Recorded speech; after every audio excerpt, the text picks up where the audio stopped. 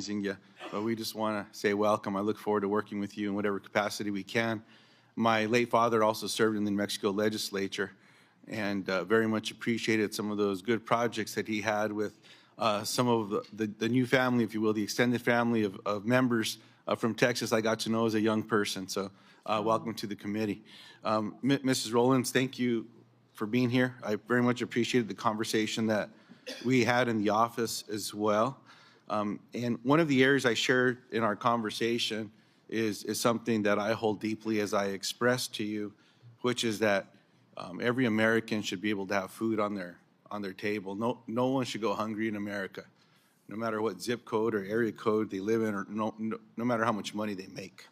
I appreciated my colleagues raising issues in some of these areas with nutritional programs, and given the important role that the Secretary of Agriculture plays in administering federal nutritional programs, I'd like to better understand your vision for them.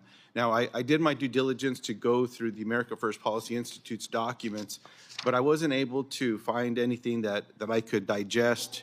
It's probably the wrong word to use. When it comes to addressing hunger in America. Yes. Do you agree that in America that, let me ask it this way. Do you believe that in an America that is truly great, that our children don't go hungry? Yes. Updates to the Thrifty Food Plan in 2000 and 2021, a program that you'd have a lot of say over, lifted about 2.4 million SNAP participants, including 1 million children, out of poverty. That's good. It's not great yet because we haven't done it all, but it's a good start. Now, Ms. Rollins, yes or no, will you commit to opposing any cuts to SNAP that would prevent Americans, including millions of children, from putting food on their table? Senator, probably not surprising to you, I can't commit to that. Obviously, it is of utmost importance to me, and you and I discussed that we solve this, that it isn't just hunger, it's nutrition as well for so many of our children that don't have access to those programs. But I also know that I have a duty to the taxpayer who is funding in significant numbers those programs. I sincerely believe, Senator, that working together and working with other members of this committee, it's important to Chairman Bozeman as well, that we can find a solution that may or may not end up in cuts. I don't know. That is something I need to spend more time on, research the data, meet with more people. I can't make that commitment to you today, but I can make the commitment to you for a lot of time, a lot of thought, a lot of conversation as we move down that road. I appreciate that. You know, I'm always reminded that budgets are a reflection of values, depending on how those budgets are put forth as well. And I certainly hope that in America, while we all have a responsibility, with fiscal responsibility, that our priorities would say children shouldn't go hungry in America. And I hope that's something that we can find some commonality on down the road. Now, I want to drill into something more specific, which is a program called WIC. It's a program for women, infants, and children, also a food program. It's one of those acronym programs you talked about that are over at the Department of Agriculture. For decades, Republicans and Democrats have supported full funding for this program. Meaning that no eligible mother or child who applies for the program is turned away. In your capacity as secretary, is this a program that we can count on your support with? I look forward. I believe that's one of the 16 nutrition programs across the United States Department of Agriculture purview.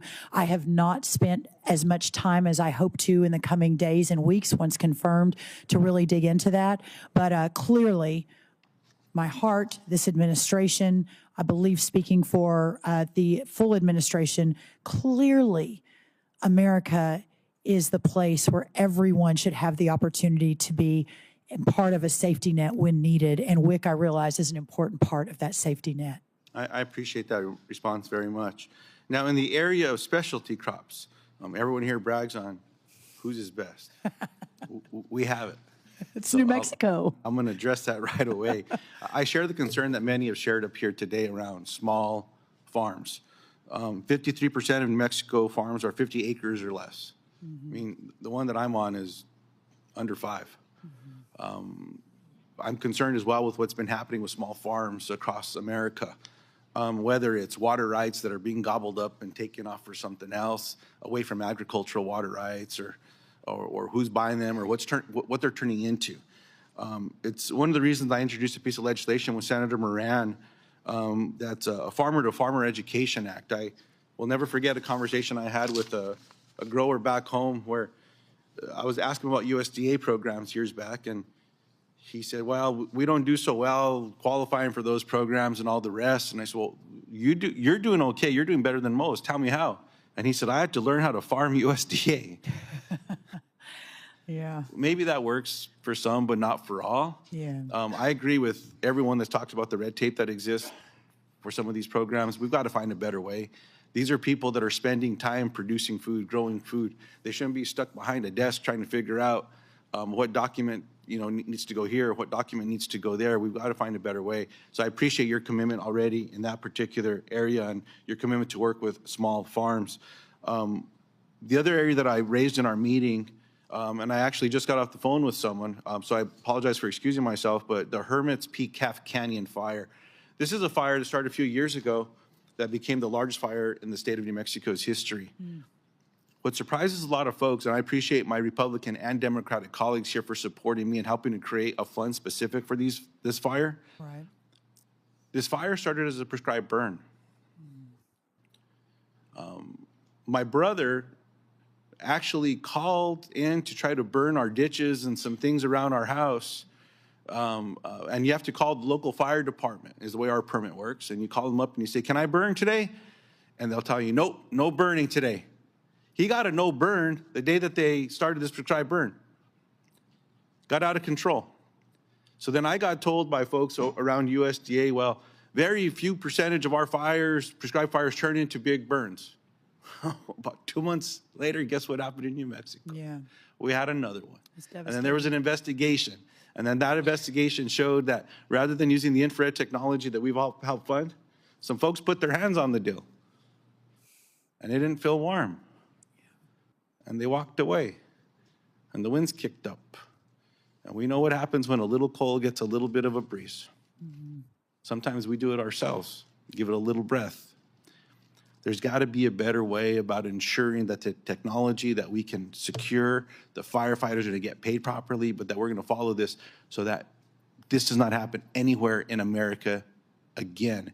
And I'll close with this, Mr. Chairman. I very much appreciate, Mrs. Rollins, your commitment to working with Governor Nome or with FEMA and making sure when these programs exist that money gets out the door to the families that need it most. So just thank you for that. Good luck with everything. And again, Representative, honored to have you here today. Thank you, Mr. Chairman. Thank you, Senator. Senator Moran. Mr. Chairman, I would defer to the senator from South Dakota, the majority leader. Otherwise, I will feel too much pressure to be brief. Well, they told me that the majority leader was here, and it is customary that he goes, but he was trying to show his servant leadership and let you go. Well, I was trying to do the same thing, and I defer and yield to the senator from South Dakota. Okay, Senator Thune, and I think it's a real tribute to Senator Thune right